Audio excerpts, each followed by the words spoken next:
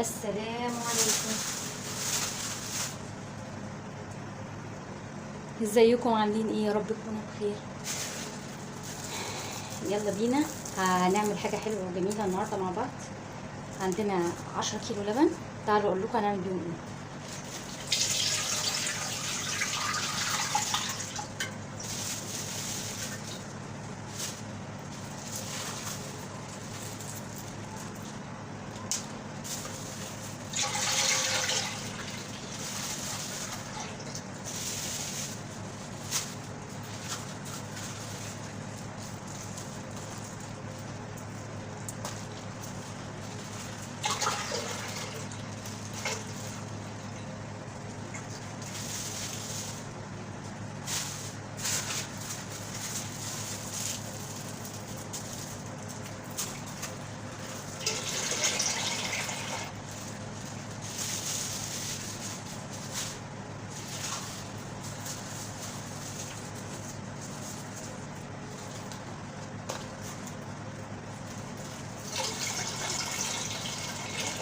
ده 5 كيس في الحله دي، مش هزود اكتر من كده عشان ما يطلعش بره الحله.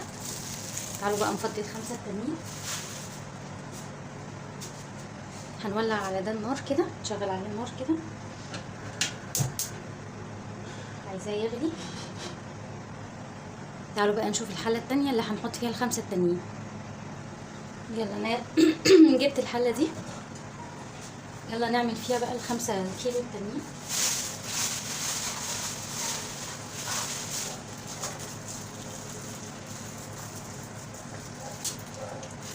متقلقوش وما تسرحوش معايا، هقول لكم دلوقتي هنعمل ايه. ادي واحد، ادي التاني،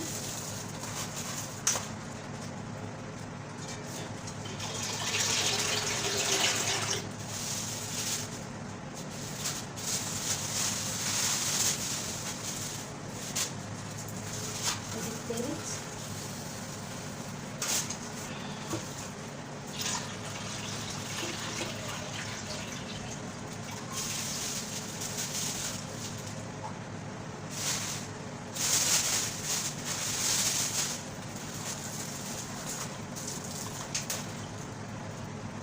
ادي الرابع،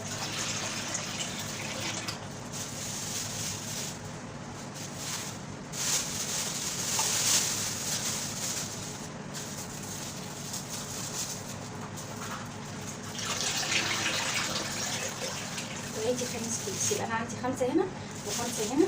شغلت عليهم النار وهسيبهم يغلوا عشان ده لبن فلاحي، فانا عايزاه يتعقم كده ويبقى كويس. ما تستغربوش، واحده واحده كده هنعرف احنا هنعمل ايه دلوقتي. هقول لكم بالترتيب. يلا نشوف باقي المكونات بتاعتنا. يبقى احنا اول حاجه عملناها ادي 5 كيلو ودي 5 كيلو من اللبن، وهقول لكم بقى بقيه المقادير بتاعتنا ايه. ويلا بينا. بصوا المكونات.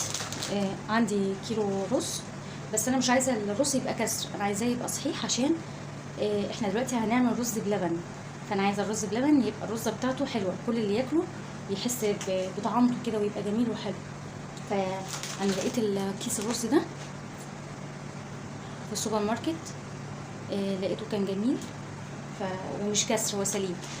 يبقى كيس الرز، ومعانا كيس السكر، وعندي النشا. خلاص هنعمل ايه؟ هنعمل الرز بلبن. كل كيلو لبن من اللي احنا بنستعمله ده هياخد نص كوبايه رز، هياخد نص كوبايه رز. فانا كده ال10 كيلو هياخدوا معايا، ال10 كيلو حليب هياخدوا معايا 5 كوبايات رز، نص كميتهم رز. السكر بقى، السكر انا هحط 4 كوبايات مبدئيا من السكر، وهشوف بقى السكر هيسكر معايا ولا لا، لان في حبيبات سكر بتبقى تخينه زي اللي عندي ده كده، ما بتسكرش بسرعه او ما بتدوبش بسرعه. فانا هحط 4 كوبايات، كوبايتين هنا وكوبايتين هنا، كل 5 كيلو هحط عليهم كوبايتين مؤقتا لحد ما ادوق. وانتي برضو لما تيجي تعمليه دوقي، شوفي السكر بتاعك من النوع لو ناعم يبقى كفايه كوبايتين قوي، لو مش ناعم وحبوباته كبيره زي اللي عندي ده بتاع التموين لا يبقى احتمال يعني ان انت تبقي محتاجه تزودي.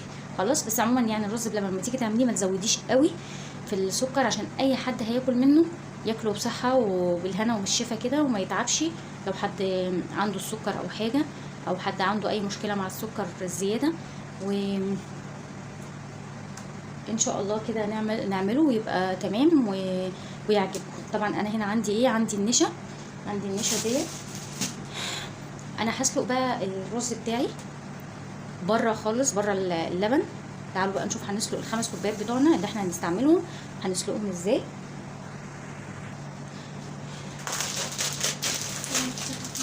احنا بقى ايه، يلا بقى نكمل. هنعاير بقى الرز بتاعنا.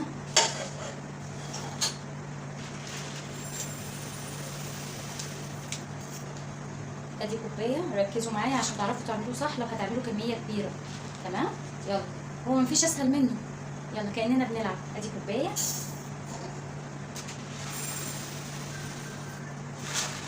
ادي التانيه،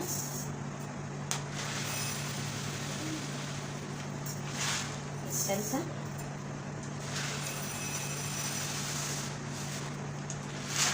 ادي الرابعه. وانا عندي بقى هنا شويه تانيين، الكيس تاني، ادي ال5. انا ايه اخدت كيس وكوبايه. خلاص.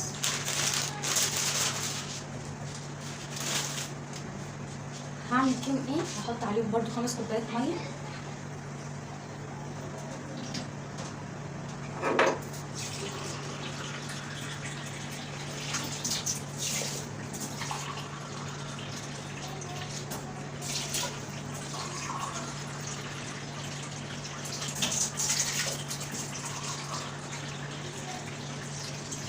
ادي الرابعه،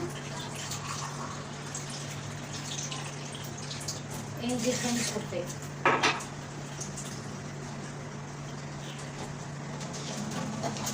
يلا نحطهم على النار يتسلقوا كويس قوي. وبرده تابعيه لان ممكن الرزايه بتاعتك تكون بتحتاج ميه، فانت برده تابعيه عشان تعرفي اذا كان ايه ممكن تزوديه شويه ميه ولا لا. خلاص. احنا هنسلق الرز بتاعنا من غير ما هنحط له ولا زيت ولا هنحط له اي حاجه، مش هنحط له اي حاجه. احنا هنسلق الرز بتاعنا في ميه بس. يلا تعالوا معانا بقى نروح الايه على البوتاجاز، نحطه على البوتاجاز كده يتسلق ونشوف هنعمل ايه تاني. يلا انا هنا فاتحه النار اهي،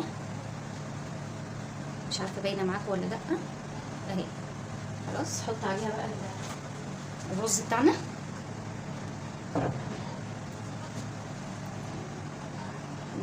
ادي الرز بتاعنا اهو.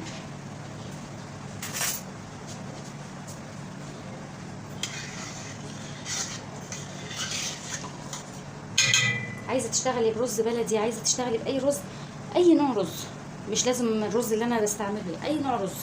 اهم حاجه الرزايه ما تبقاش كسر.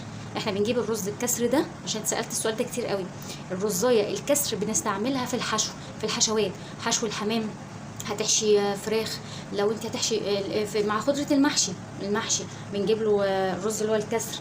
خلاص. لكن الاكلات اللي هي الصريحه ديت او الحلويات الرز لازم يبقى صحيح عشان طعمه يبقى مديني طعم كويس وشكل كويس. خلاص.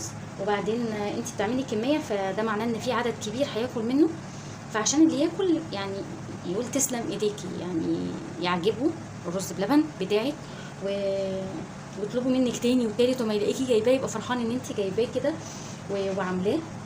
خلاص. احنا عندنا هنا الحليب بتاعنا بدأ اهوت يدفى. طبعا عايزه يعني اعقمه، عايزه اخليه يغلي. بصوا سبحان الله، الحله الالومنيوم بيسخن بسرعه وبيغلي بسرعه. الستانلس بارده شويه، بتبقى القعده بتاعتها هي تيفال، فالقعده بتاعتها تخينه شويه، فالحراره عارفه بتوصل بعد فتره. يعني بص واخد معايا وقت عقبال ما يعمل.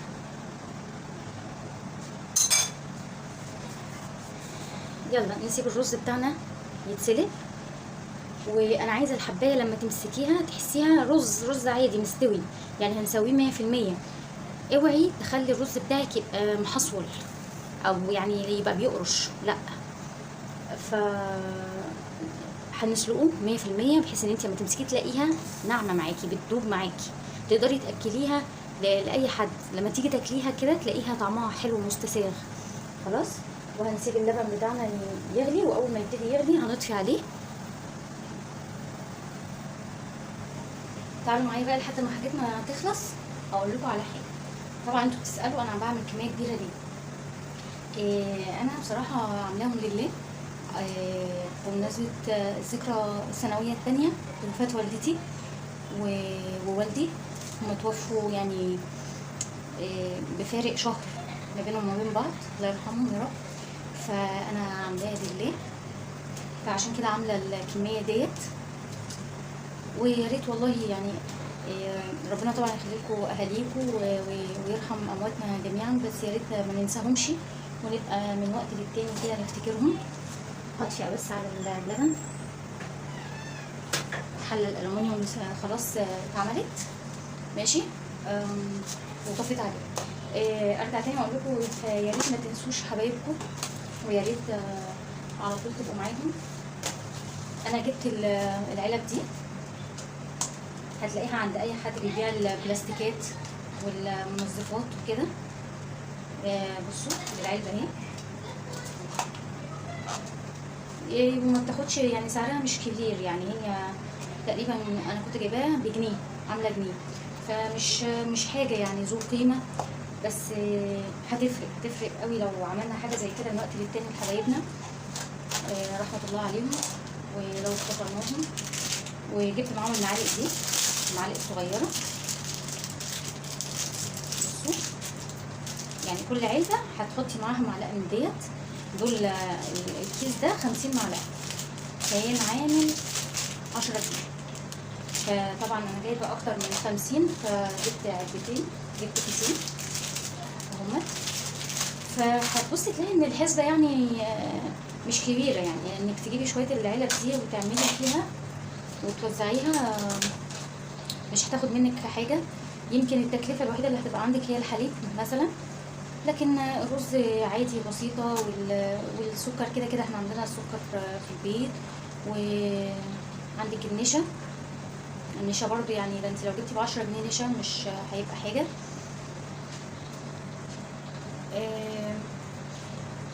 فيا ريت لو نذكر بعض كده دايما من وقت للتاني ان احنا نفتكر حبايبنا ونطلع لهم اي حاجه. دي ابسط حاجه ممكن نطلعهم. ممكن وجبات بقى بعد كده، ممكن اي حاجه حتى لو ازايز ميه مثلا، لو جبنا ازايز ميه. انا بقول لكم افكار لان انا ساعه التوقيت ده انا ما كنتش عارفه اعمل ايه، وما كانش في حد معايا يقول لي انا ممكن اعمل ايه. فانا دلوقتي بعد مرور السنتين دول اتعلمت ان في حاجات كتير قوي ممكن تتعمل، وحاجات بسيطه. ممكن تجيبي كرتونه ميه توزعيها، ممكن تجيبي العلب دي وتعملي رز بلبن، ممكن تعملي مهلبيه عاديه شويه نشا وميه مش هيعملوا معاكي اي حاجه. ممكن هنا بقى الرز بتاعنا انا لقيته لسه ما استواش، وزي ما قلت لكم شرب الميه بتاعته، فانا هزوده ميه. تمام، زودته ميه كده واسيبه برضو ياخد ويدي مع نفسه كده لحد ما يستوي. انا عايزاه يستوي كويس قوي. خلوا بالكم ان هو السوا بتاعه كله هيبقى معتمد على الميه، فخلي الميه تبقى مغطياه. انا هنا لا، شكلي هضطر ازود شويه ميه كمان زي اللي انا زودتهم. انا عايزه اغطيه بالميه.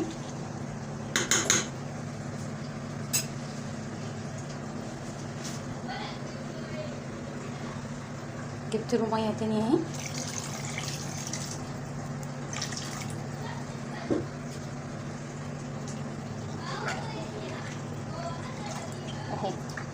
خلاص، يبقى الرزايه بتاعتي هنا اخدت مني ميه كتير، عكس باقي الرز اللي ممكن ما ياخدش ميه وياخد ال5 كوبايات بتوعه وبس. على كده هسيبه برضو يستوي. وهنا الحليب، انا قلت لكم الحله الاولانيه الالومنيوم دي خلاص انا طفيت عليها، التانية دي خلاص قربت اهي. بصوا هنا الحليب بتاعي خلاص بدأ يعلى اهو. هطفي بقى عليه. يبقى انا الحله التانية خلاص هي خلصت. ناقص لنا ايه؟ الرز بقى يستوي كويس قوي عشان ننزل بيه في قلب الحليب بتاعنا، ونبتدي بقى الخطوات الفعليه بقى لاحلى رز بلبن. الف هنا وشفا لكل اللي هياكله، وربنا يجعله في ميزان حسناتهم يا رب. و ان شاء الله خير كده ونكمل والوصفه تعجبكم باذن الله. انا المره دي هعمله رز كده وحليب والنشا وخلاص والسكر. كان عندي فيديو قديم، يا ريت ترجعوا تشوفوه. لو عايزين تحطوا اضافات زياده، انا كنت حاطه فيه كنت حاطه فيه جوز هند تقريبا، كنت حاطه فيه جوز هند وكده، يا ريت ترجعوا تشوفوه.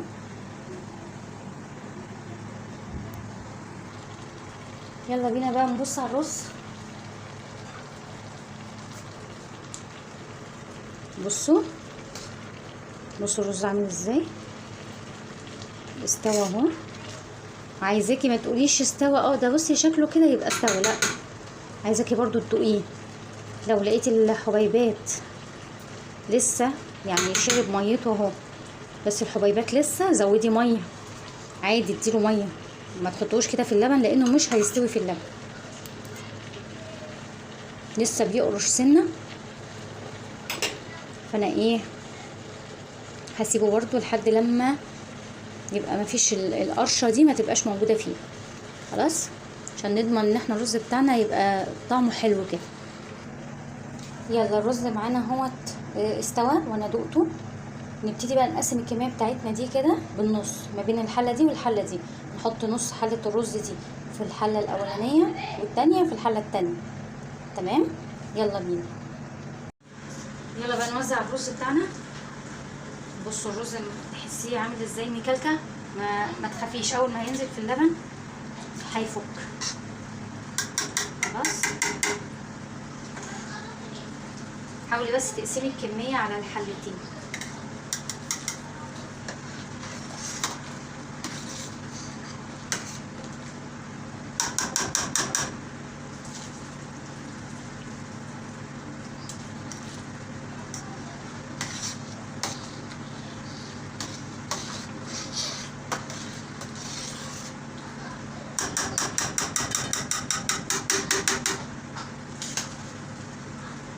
انا حطيت هنا 4 خلاص. تعالوا نحط بقى الباقي هنا الناحيه التانيه ونشوفهم بقى هيعملوا معانا ايه. يلا نحط 4 الناحيه التانيه. بسم الله.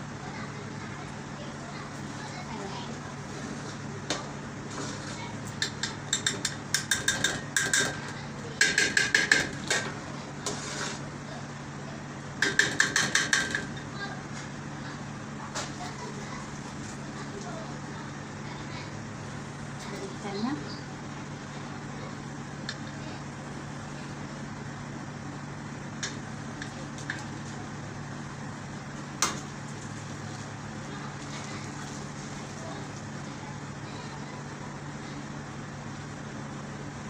بتاعها. ما تخافيش هيفك، ما تخافيش هيفك، مش هيفضل ماسك في بعضه كده.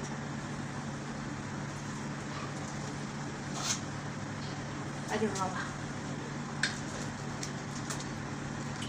طب والباقي بقى نعمل فيه ايه؟ هنقعد نوزعه بقى بالتساوي.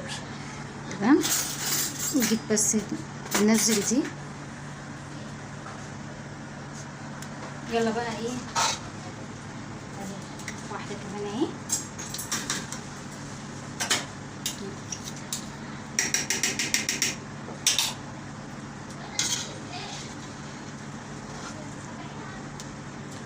دي واحده اهي. يبقى احنا كده هنا في 5 وهنا 5.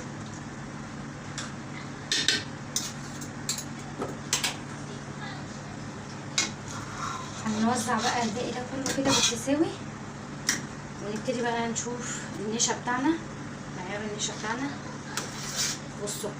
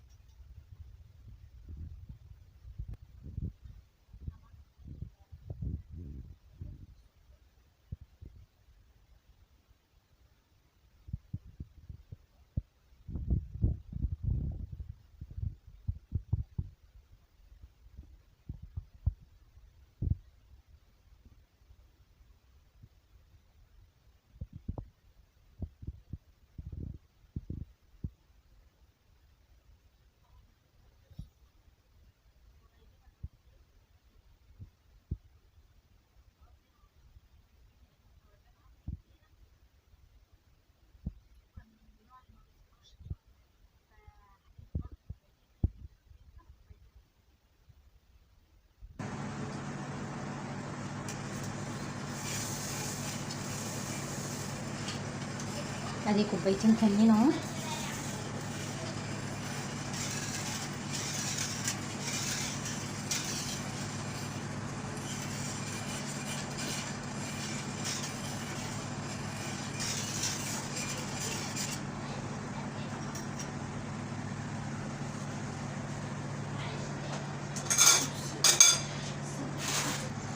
كده المعيار انا دقته، معيار السكر كده مظبوط جدا. يبقى هنا اخدنا ايه 4 كوبايات سكر.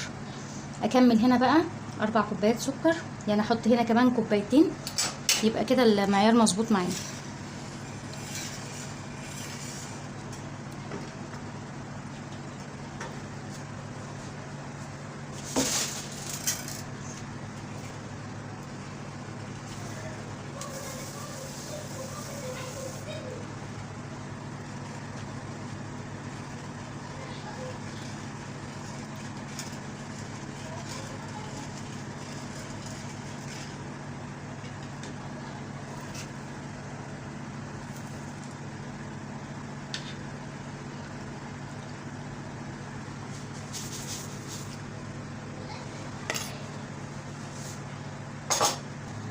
يلا بينا بقى. عملنا ايه 5 معالق نشا على كوبايه ميه، ونبتدي نربط بيها بقى الايه الرز بلبن بتاعنا.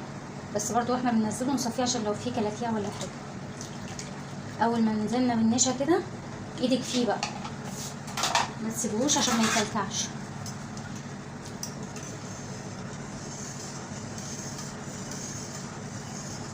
ومع التقليب هيبتدي بقى ايه يستوي معانا او يشكل او يتقل معانا.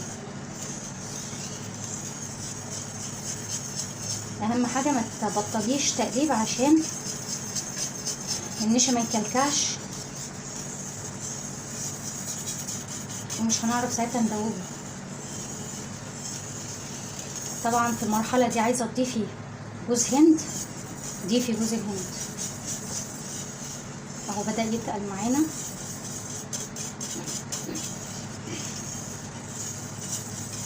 انتي هتحسي وانتي بتقلبي ان هو عمال بيتقل اهو، حتى الرز بدأ يظهر معانا اهو.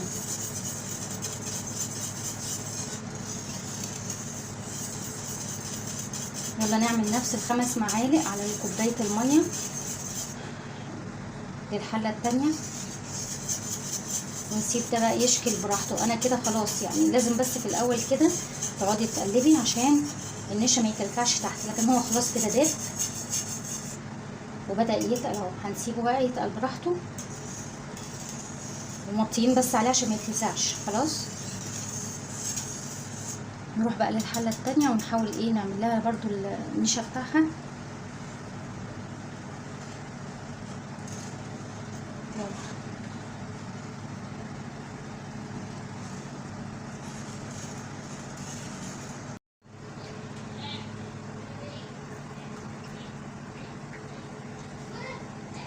نزلنا برضو ب5 معالق اهو، اتبهدلنا نشا ونقلب بقى.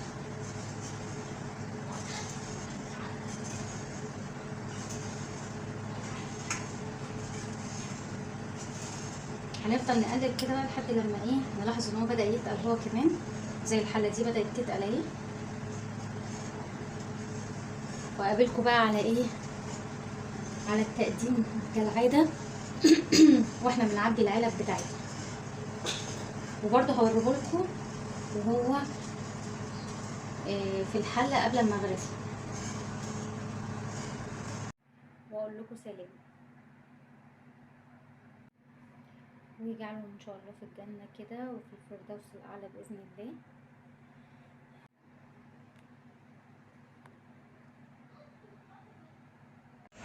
بصوا هنا الرز بتاعي خلص خلاص، وطفيت عليه وسيبته يستهدى. بصوا بقى تعالوا اوريكم حاجه حلوه قوي. بصوا ايه ده، بصوا الجمال، بصوا القشطه من غير ما نستعمل اي حاجه. بصوا الكرمشه بتاعته اهي، من غير ما تستعملي اي حاجة، ولا بقى كريم شانتيه ولا حاجة. برضو الحلة التانية عندي خلصت اهي، برضو نفس الحكاية. تعالوا اوريها لكم. بصوا هو كده استهدى خلاص، وانا هبتدي اغرفه. يلا نغرفه سوا.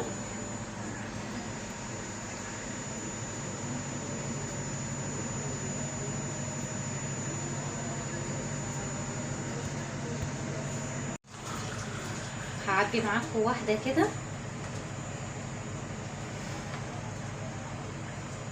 انا استنيت عليه لما يستهدى، بس برضو لسه سخن. طبعا لما يقعد هيعمل برضو الوش المكرمش ده بتاع المحلات ده اللي احنا بنحبه اهو. ايه رأيكم؟ يلا نكمل الكمية بتاعتنا واوريها لكم مرة واحدة. يلا دينا غرفنا الرز بتاعنا اهو. ما شاء الله ما شاء الله، عمل معايا عدد كبير، عمل معايا حوالي 61 علبة. ال61 علبة كلهم دول 10 كيلو لبن و5 كوبايات رز. يلا لو الوصفة عجبتكم جدعانوا وقوموا اعملوها بكميات حتى قليلة ليكوا على قدكم. يا رب يكون عجبكم، ويا رب الوصفة تكون سهلة، والمكونات كمان من البيت وسهلة. ما عملتش اضافات جامدة يعني. انت ممكن بقى تشكلي الوش كده مثلا بشوية مكسرات او حاجة اهو. يا رب الوصفة تكون عجبتكم كده، وما تنسوش بقى اللايك والشير. ما تنسوش دعوة حلوة كده. ربنا يحفظ لنا حبايبنا ويرحم امواتنا جميعا يا رب. واشوفكم الفيديو الجاي ان شاء الله على خير. سلام.